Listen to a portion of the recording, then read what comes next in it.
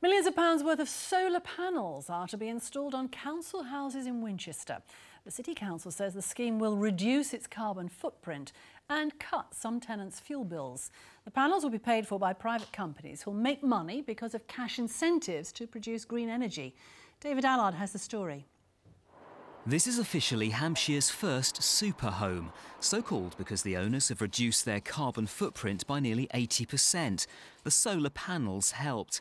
It cost Rob Veck £15,000 to install them, but thanks to generous incentives, he'll break even in just 8 years.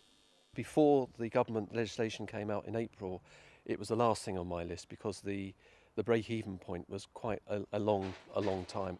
The incentive that the legislation brought in with the previous government changed the economics considerably. It just is a brilliant win-win. You know, you really can't go wrong with this. So here's how it works.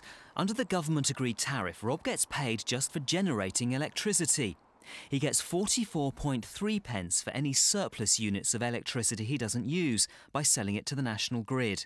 And it gets better. Rob is even paid 41.3 pence for each unit he's using at home to power the lights or boil the kettle. Now Winchester City Council intends to make the most of the scheme, putting solar panels on 2,000 council houses. It'll cost about £14 million. They're looking for private companies to foot the bill, and there's already interest.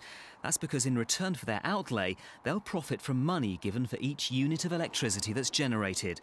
The council's aiming to negotiate a share of the profits and is convinced it's a worthwhile deal.